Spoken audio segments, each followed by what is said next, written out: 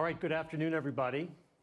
Good to see you here, and welcome to our conversation on defining the U.S. in a changing world, which we concluded is something we should be able to settle in about 45 minutes, so that's about how long we're going to be here. So thanks for coming for that. Now, I don't think I need to say much on it for this room because it's obviously an incredibly vital topic. Sometimes I think when you live in the United States and you're thinking about the rest of the world, you forget that one of the central questions in the world is, where does the United States stand? And of course, we've been through a series of tumultuous events in the last 20 years, from 9/11 to the U.S.-China relationship. As the century began, the U.S. was working to help China enter the WTO. 22 years later, there's a new rivalry. We've been through some tumultuous years in U.S. foreign policy the last few years, whether it was COVID or Afghanistan. Through all this, the U.S. remains the most powerful economic force in the world. The dollar remains the central currency of the global economic system. And as Davos is here to demonstrate on lots of fronts, we're dealing with all kinds of new and oncoming crises, whether it be COVID or future pandemics or the food crisis that seems to be looming around us, as well as, of course, the Ukraine war. So today we're going to try to talk about where the U.S. stands amid all of these shifts, both in trade and diplomacy, as well as politics, and also, I hope, where it should stand. Very pleased today to have a very distinguished panel here. We've got U.S. Commerce Secretary Gina Raimondo, who is leading the U.S. delegation at Davos this year. Seth Moulton, a Democratic congressman from the 6th District of Massachusetts. Anne Marie Slaughter, who's the CEO of New America, the Washington think tank, and among other roles in your long career, was Director of Policy Planning for Hillary Clinton when she was the Secretary of State. And Tom Donilon, who is currently chairman of the BlackRock Investment Institute, but also has served a number of roles in a long career, including as National Security Advisor for Barack Obama. So I'd like to welcome you all. Again, I didn't introduce myself, but I'm Matt Murray. I'm the editor-in-chief of the Wall Street Journal. Just before we get started, I'd like to remind our online audience out there that if you're sharing any thoughts on the session through social channels, you should use the hashtag WEF22. Thanks again for being here. Secretary Raimondo, I want to start with you. We are nearly 3 months now into Russia's invasion of Ukraine. Can you talk a little bit about how you think you've seen America's security and economic priorities shift in those 3 months, and how they continue to shift right now? Yeah. Good evening. It's great to be here. Wonderful to be with all of you. And thankful not to be in boots. I think we can agree. That's a benefit of Davos in May, not boots. In any event, I would say a few things. First, I think it really drives home how high the stakes are. And that has never been lost on us, but there's a shared sense of how high the stakes are. And I think you see that in how quickly the world has come together to react decisively and boldly as against Russia's aggression. I think it underscores the vitalness of having strong relationships with our allies. So, and President Biden has been very focused on this from day one. He wants to shore up our relationships with our allies. As you know, I've just spent the weekend with the president in Asia, shoring up our allies in the Indo-Pacific. Week before that, I was in Paris with the US-EU Trade and Technology Council.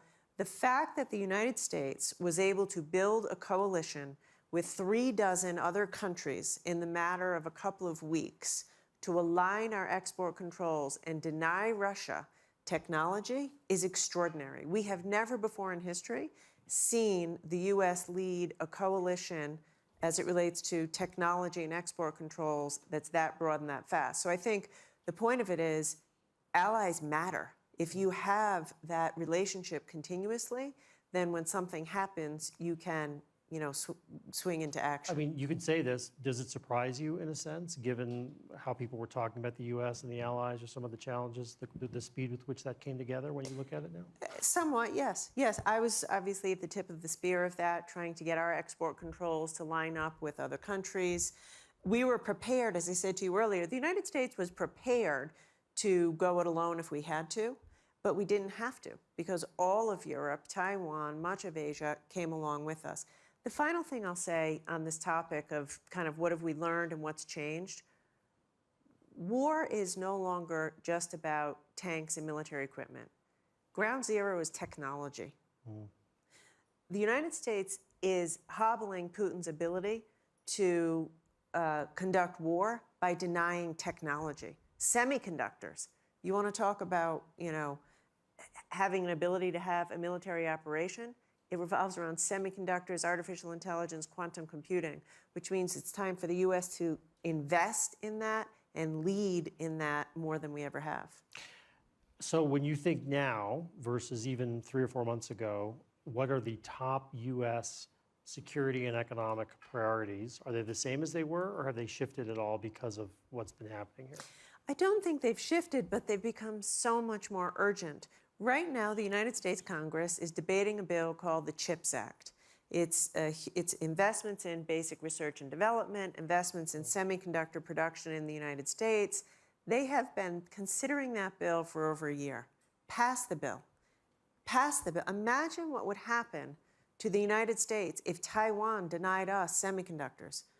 We purchase 70+% of all of our advanced semiconductors from Taiwan.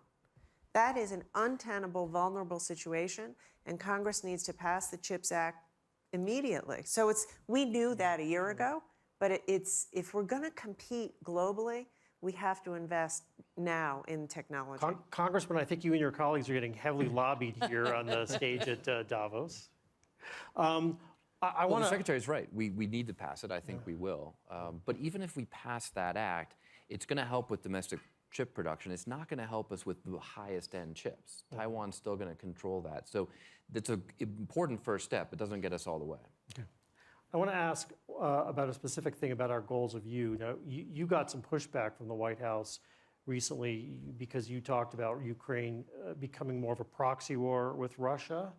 You got a little bit of pushback from them on that. Of course, I have 2 questions really. One, isn't there truth to what you said, given what Secretary Austin and others have been saying about the evolving U.S. aims? But secondly, can you explain what you meant, how you see the conflict, how you see the U.S. aims, and are they the right aims and goals right now? Well, look, of course, it's a proxy war in the sense that Ukraine's doing the fighting. We're providing all the munitions and much more, technology and other things. And in so many ways, this is a battle between Russia and the West largely represented and led by us. But look, I understand the White House wants to be careful about provoking Putin, so they had some pushback. The majority of the pushback really came from Tucker Carlson, who, of course, is a Russia apologist, so I'm not too concerned about that. But look, I think that we're doing a few things absolutely brilliantly in Ukraine. And I'd start with the alliance work, which is just incredible, the way the administration has pulled everybody together. But when we think about the implications of this going forward and what this means for another potential real fight or proxy fight in Taiwan down the road, we have to have this all done in advance. We can't just respond to a Chinese invasion of Taiwan. We have to deter and prevent it. That means not only providing Taiwan with all the military supplies that we're now rolling into Ukraine after the conflict started, but it also means preparing the alliances in the Pacific that don't really exist right now. That's why I think President Biden's recent announcement that he's forming at least a loose economic alliance in the Pacific is an incredibly important first step. I think a lot of our policy early on in Ukraine was all about response and not enough about deterrence, and we've got to get that right for China. On the alliance and taking your praise of the administration, in a certain sense, is Russia an easier thing to ally everybody around rather than other potentially harder causes? I mean, we had harder time with Afghanistan as Afghanistan went on. People are hesitant to talk about China too much, even if they do it privately. So how much does Russia point the way to the future, and how much does it not point the way to the future? Look, it's absolutely an easier job to align against Russia. We've had NATO in existence for a very long time, since 1946, with that explicit purpose in mind. So we were a little bit concerned about how united NATO would be. But we had a very strong alliance with a very strong history of work together and cooperation throughout a lot of other issues, including post 9/11. That kind of alliance doesn't exist in the Pacific. In fact, some of our key partners like Japan and South Korea don't even really get along very well. So there's a lot of work that we have to do. It's also, I think, it was very easy for Europe to see the threat that Russia presented when it invaded Ukraine. We've all learned, I hope by now, that if you don't stop Putin there, he'll go somewhere next. How do you get countries like Switzerland to be aligned with us if it comes to preventing China from invading Taiwan? That's much harder. We're going to come back on the Asia. I want to talk Anne-Marie Slaughter, though, first more about Europe. Picking up on that thought, is this the beginning of a new era of U.S. and European relations, or is this a Russia one-off? No, I think this is a new era in U.S.-European relations, but less because of what the administration's done, although I very much also would applaud the administration's real kind of shoe leather diplomacy, or it's probably finger-typing diplomacy these days in terms of pulling lots of allies together. But Europe has pulled itself together, and Europe is at a moment when Britain is no longer part of it, very important there. That creates more space for France and for Germany. Germany, I mean, I don't think the Biden administration expected the Scholz announcement, but that was Germany saying, wow, Russia's right there, we have to make a choice, but also saying, and I think people did not pay enough attention to this, a lot of the Germans were saying, we've got to do this ourselves with other Europeans because we can count on the Biden administration right now, but we're not sure we can count on the United States in 2024. So when you say that, though, that's a key thing, is that inconsistency on the part of the United States has been an issue. And to be fair, even before President Trump, it's been something people have talked about for some time. And our panel's on defining the U.S. role in the changing world. So Europe's pulled itself together, but what's the appropriate stance for the United States with Europe in a way that's consistent? What role should we play, or could we conceivably be seen to play?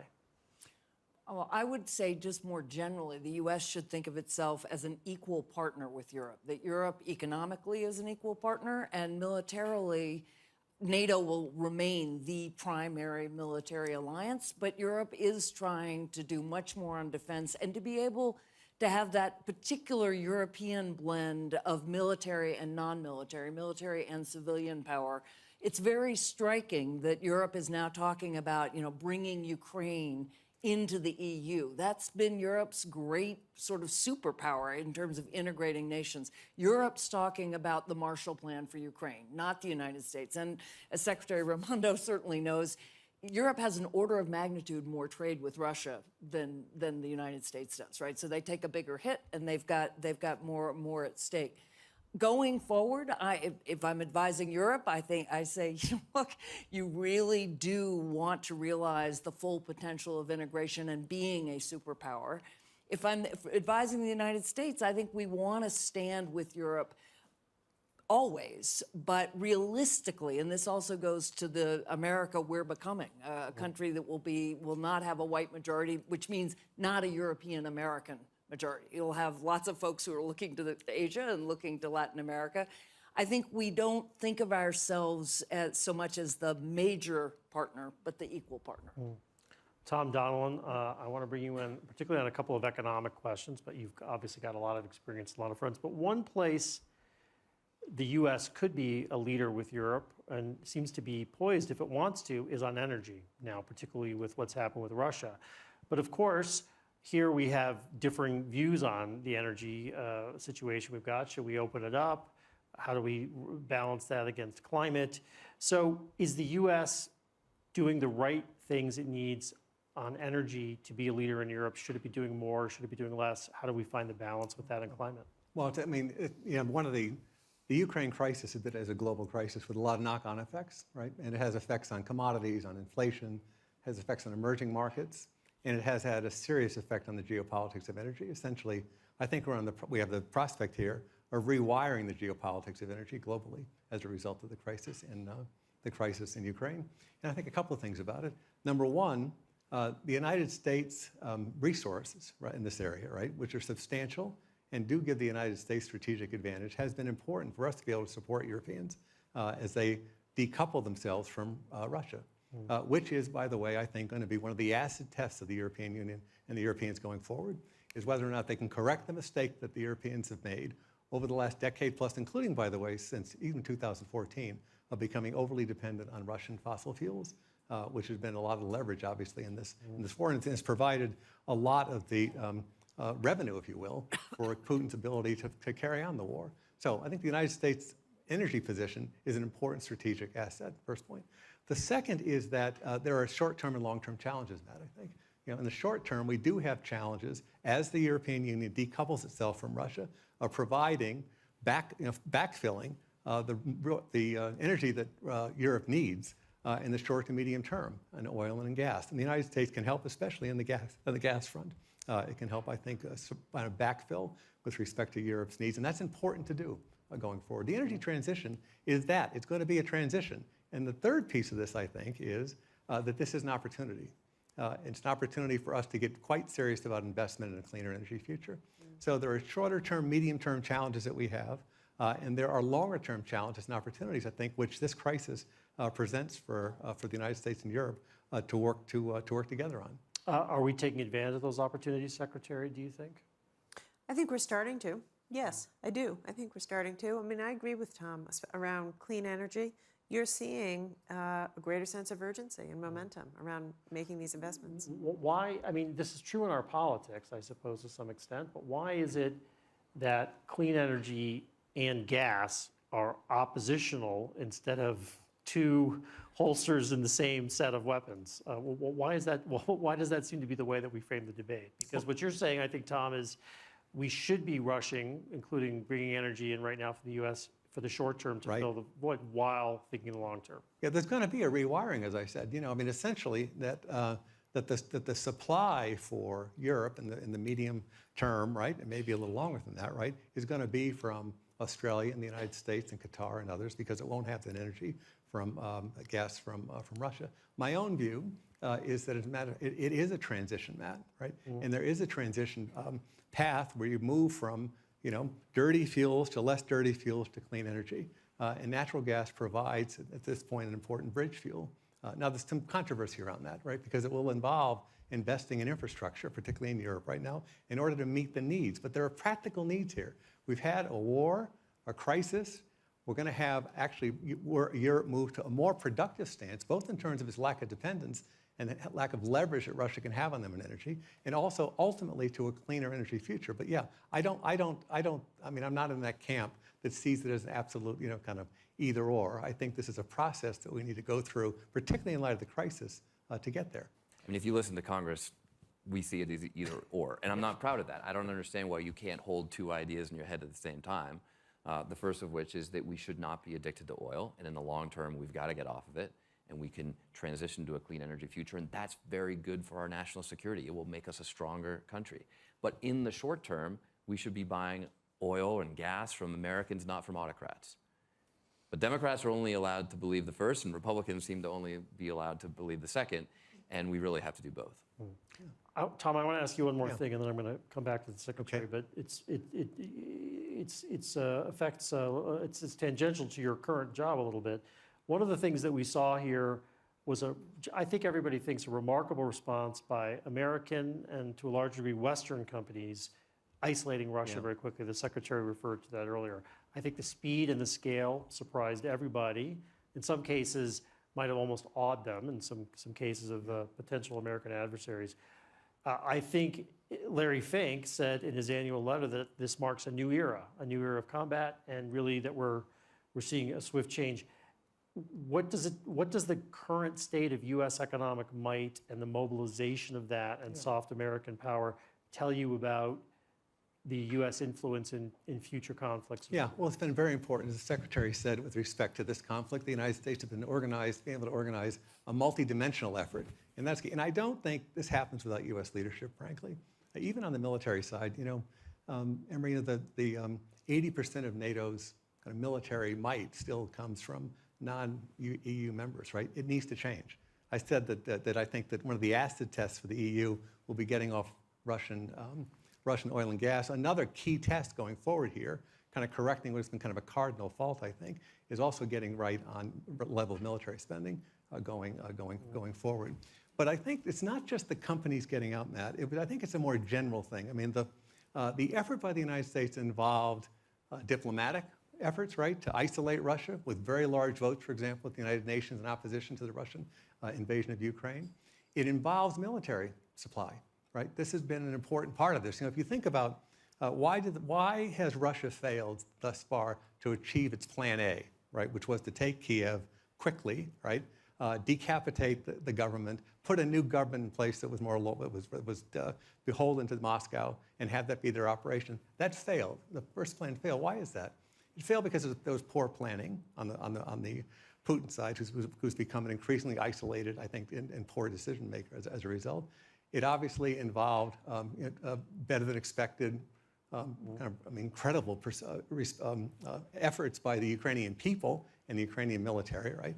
It also involved failure of the Russian military in ways that we can talk about, but it also required the United States and NATO and the world to provide the arms that were required to push back the Russians. And that had to be organized. Now, I still have in my mind thinking about this, the picture of Secretary Austin at Ramstein Air Force Base, right? Kind of organizing this kind of broad appeal conference, if you will, right, for providing necessary arms to Ukraine. And the last piece is on the economy. And I think you're right. Part of this effort has been to deny Russia the benefits of the global economy. That's essentially, I think, Madam Secretary, kind of the idea, which is to basically deny this actor, right, who has behaved in the most atrocious ways, the benefits of being a member of kind of the globalized and financial system in the world. And we organize that, right? And that shows you the power of the global financial system if it's organized, but it's not unilateral. This is one of the most, I'd say one thing is, you can never, these sanctions can't be implemented effectively unilaterally, right? It has to be kind of the entire West has had to kind of get behind this. And for companies, I think you're exactly right. We say one of the surprises, at least for me, and I think for lots of people, is that 600 or 700 companies who were not mandated to get out of Russia or suspended operations. I think that's because of the kind of the ESG right now. The S has become a really important piece of this in terms of reputation. And the last thing I'll say, as you referenced it, is that this will get a lot of attention, I think, in the East.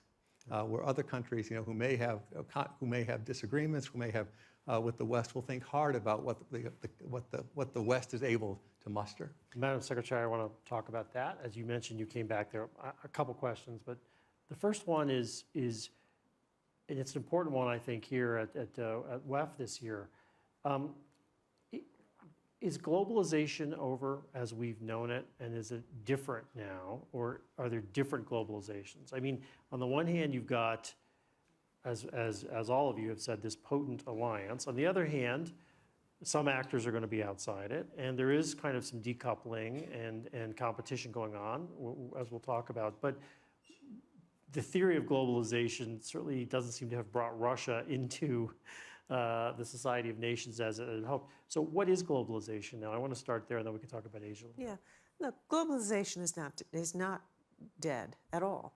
I mean, I think actually, I agree with everything Tom said, and I think that fortifying our relationships with our allies is more important than ever. Now it will look different, right? So the reason that I was just in Asia is because the president launched this Indo-Pacific Economic Framework. And it's not a traditional trade agreement. From World War II until now, when you say globalization, what do you think? You think trade, you think trade agreements. And there have been many challenges with trade agreements for workers of the United States and many countries. So yes, of course, we still want trade, and yes, we want to work across borders, but it's also time for new kinds of innovative frameworks so that our economies can work better together. For example, around supply chains. Trade agreements and globalization did not work very well during COVID when supply chains went down. In order to have resilient supply chains, we have to have new forms of economic relationships with our partners and allies. By the way, part of the Indo-Pacific Economic Framework is a supply chain pillar. So no, I think we have to be innovative in the way that we form economic relationships with our allies and work with allies who share our values. So the subtext of the visit to Asia, and sometimes it was not the subtext, as yesterday on the subject of Taiwan, is China. And I think everybody agrees, one, the U.S.-China relationship is the most strained that it's been certainly in this century and has stayed that way. And second, it's pretty bipartisan feeling now in Washington to be concerned about China. It is the most important relationship in the world, the U.S. and China.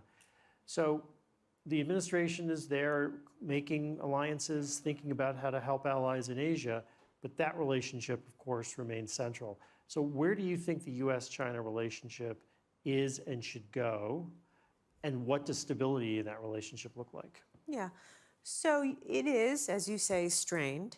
But again, in the same way when people say globalization, you think of trade.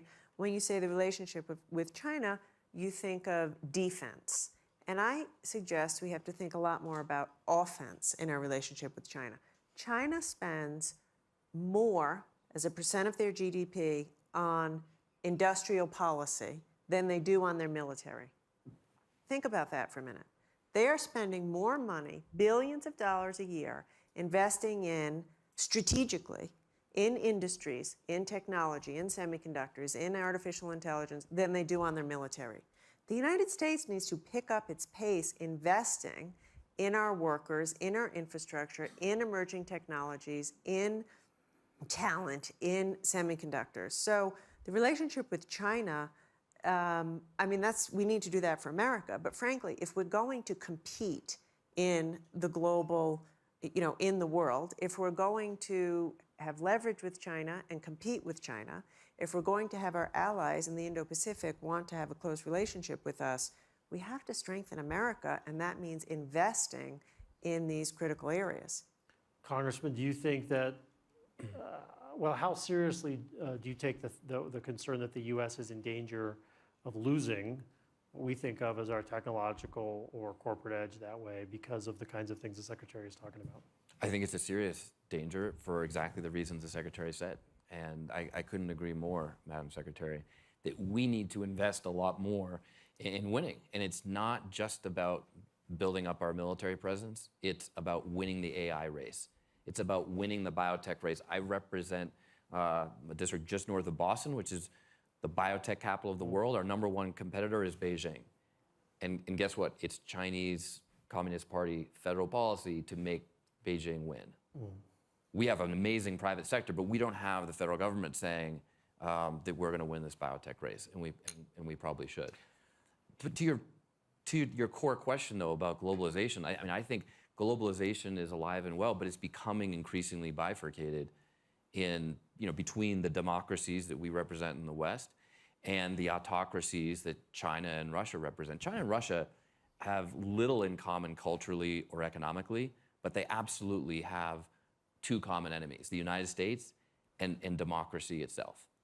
And so just in the last few months, we're seeing this increasing move towards decoupling our economy from theirs, making sure we have our own resilient supply chains.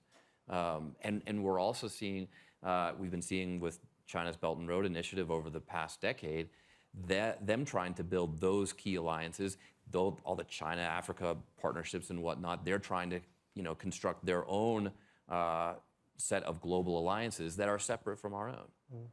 So that presents a whole new set of challenges for globalization. And it's incredibly important that we win this race because it's not just about us versus China. It's about ultimately whether democracy prevails over autocracy. Anne-Marie, you have something to say, but I want to ask you one thing about it. Does the United States show up consistently as a permanent presence around the world on these kinds of things? Are we there regularly, consistently with our allies? Obviously, we weren't there from 2016 to 2020. And again, I'm a Democrat. We're all Democrats on this panel. Realistically, you have to tell anybody you're advising to give us about a 50-50 shot. At least that's not what I want. That's what I worry about in terms of 2024. It's not just about Trump. It's about a whole wing of the Republican Party that has decided that the things we held, that I always thought we held most dear in terms of being in the world, are not as important.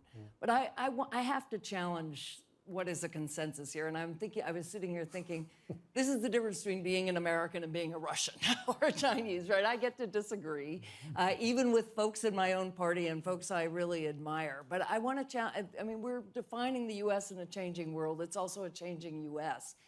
I'll start by saying I do not think the most important relationship in the world is the U.S. and China. I think it is U.S. and Europe. For values, for finance, for trade, for military. Where would we be right now if we were not aligned with Europe? And when the United States and Europe together are aligned, we're over 50% of world GDP, and we can do anything, particularly in terms of all of our allies. Point one.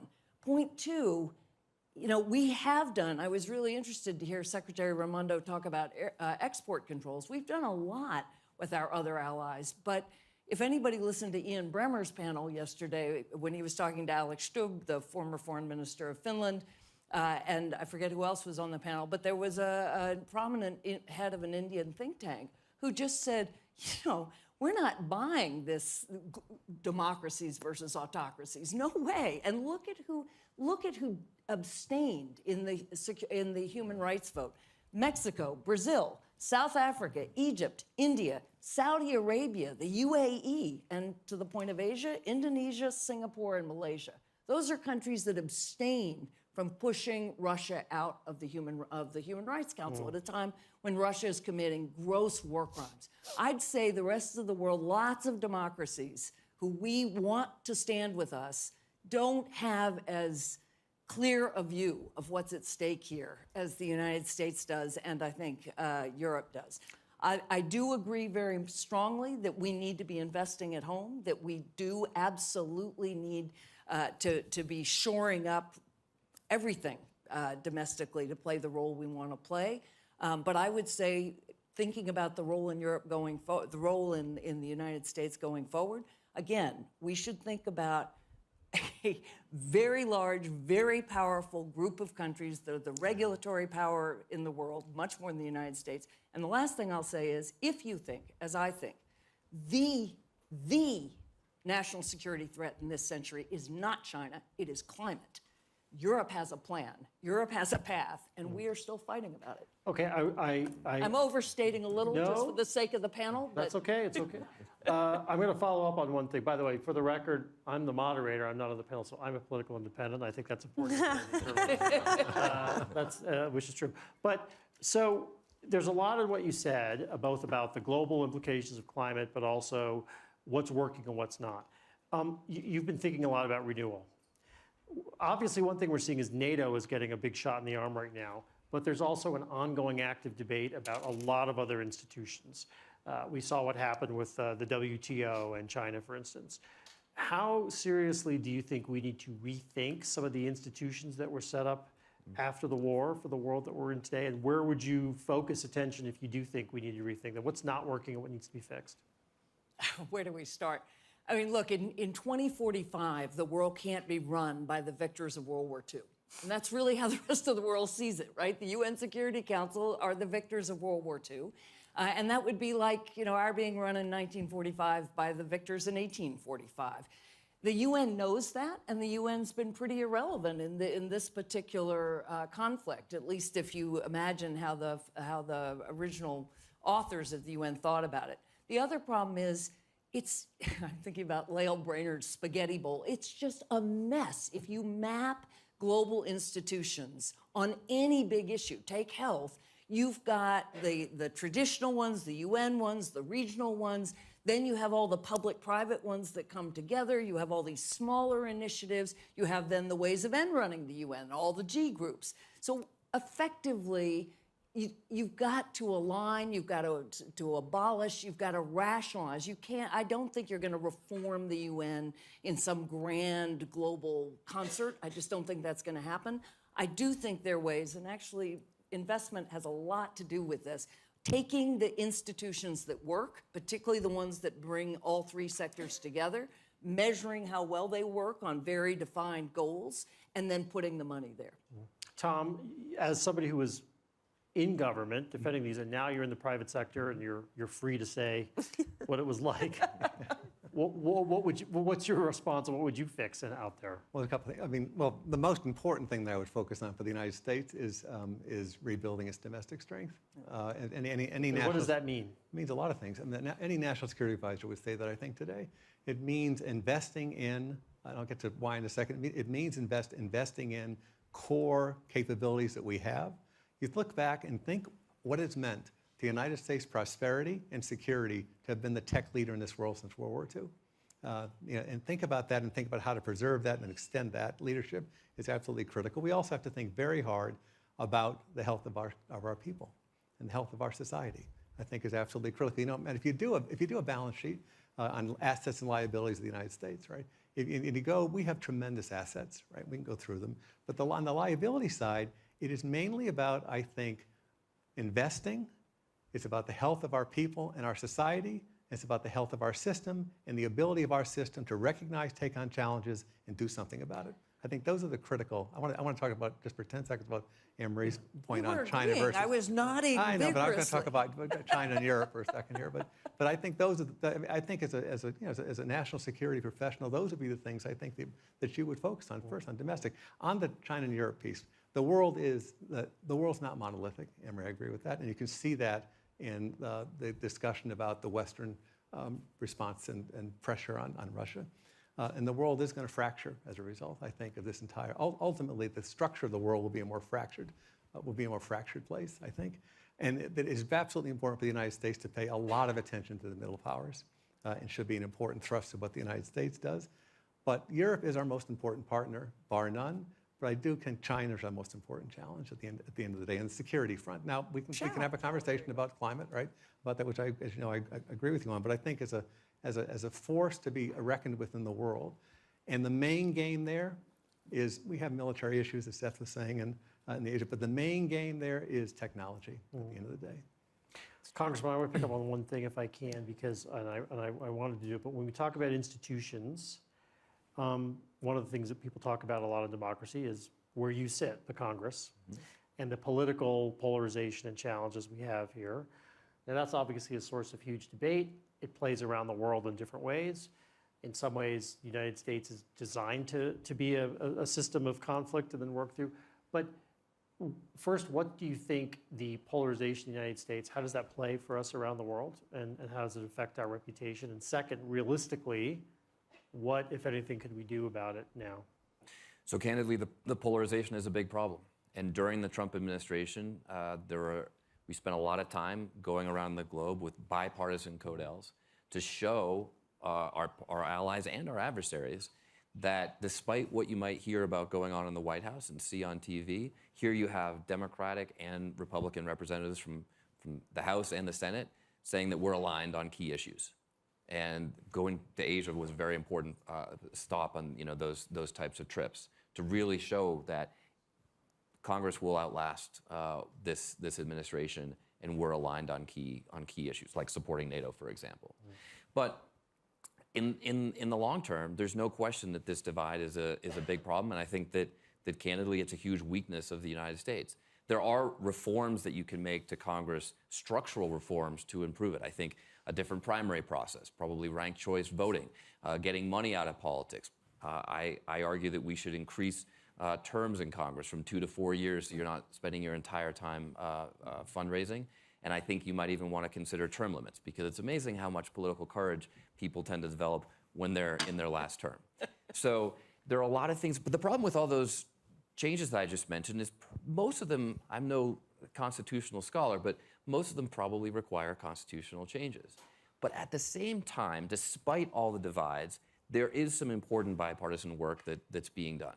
And I co-chaired a future defense task force on the House Armed Services Committee, where some of our most important conclusions on this very defense-focused panel were about the things that you hear talked about more broadly in terms of our economy. Investing in AI, investing in biotech, and winning that race. Developing a whole new generation of alliances, because NATO is great for defending Europe. It doesn't do as much with China. NATO is great for preventing a Russian invasion in a traditional sense, yet Russia invades us all the time through the internet, and NATO was not designed in 1946 to stop that. It's also about winning this game in terms of modernization of our weapon systems. You know, the first symbolic thing that we did to reinforce NATO was send a bunch of tanks to Poland, but we're all watching on TV as tanks get eviscerated by drones. So it's wonderful that NATO is stepping up and all these EU members are investing more in defense. They've got to invest in the future of defense in things like drones and not things like tanks if they're going to be an effective deterrent. And then finally, another key point was developing a new generation of treaties. Because I'll give you just a narrow example. Yes, and I'll give you a narrow example to illustrate what I'm talking about. The future of warfare is highly dependent on artificial intelligence. We're going to have a lot more autonomous fighting vehicles in the air, on the ground, and certainly under the sea than we do now. How we set the rules of the road for the use of AI is incredibly important, not just for the future of humanity, but for our strategic advantage. Because if China sets the rules of the road for AI, and we don't have some sort of Geneva Convention like we did in response to the use of chemical weapons in World War I to deal with this new era of warfare, we're going to be at a big disadvantage because China doesn't care about collateral damage. China doesn't care about killing civilians, but we do. And so if we adhere to our values, essentially our robots will be more constrained and we'll be more likely to lose that fight. So we have got to get ahead of this issue, and we're not doing enough of that today. You said trees. Treaties. Oh, treaties. I love trees. I absolutely love trees. Yeah, so, I'm a huge fan of trees, but I think we need to do more for treaties too. Madam Secretary, I want to bring it back to you then and sort of bring it back to where we started. So we've talked a lot here about a lot of the shifts that are happening. Russia, Ukraine, the expansion of NATO. I want to ask one specific question on Russia, but then I want to finish on a broader one, which is thinking about the U.S. role in the world. Can the U.S. and Russia find some way back, or is it just different and we can't go back there? We cannot even begin to have that discussion now. I mean, Putin needs to end this war, and it's premature to even think about that. What I will say is, and I know President Biden is very committed to this, Russia needs to pay a serious long-term price for the way they're behaving. Including reparations for Ukraine? Absolutely. Definitely, at least. Everybody thinks so? Yes. Yeah, but even more than that. I mean, to Tom's point earlier, they need to be denied the benefits of the global economy and the global economic order for a long time. These export controls, they're not going away anytime soon. So, your question is hard for me to even get my head around, given where we are now. Nope. Step one is we need to end this war. But I think that does say something about U.S. power and that we still have power to leverage. There's no doubt like we have power. There's been so much to respond to. Yeah. But Tom made the comment that the export control coalition wouldn't have been built without U.S. leadership. Absolutely true. I think so much of what we're doing, yes, Europe is a partner. They are there. They were strong. They were swift. This was because of U.S. leadership. To the point of Indo-Pacific versus Europe or China, I will simply say this. I don't want to take anything away from the U.S.-EU relationship, but, we rolled out this announcement yesterday. It was the U.S. plus a dozen economies in the Indo-Pacific. It represents 40% of the world's GDP, and it's the fastest growing. So where are we today? I agree with you about Europe. Where are we going to be in 10 years? We better pay close attention to the Indo-Pacific countries. And you say, and I agree with you, Singapore and these other countries should have been with us on human rights. They're in a tough zip code with China as their neighbor. And if the United States doesn't show up more and have a proactive economic strategy in that region, they'll continue to vote with China, which is why we do need to really show up consistently. And economics is the coin of the realm, along with technology. I think that's the last word, Madam Secretary, but it's been a great panel, a great discussion. Tom Donilon, Anne Marie Slaughter, Seth Moulton, and Secretary Raimondo, thank you very much for being here today, and thanks for the conversation.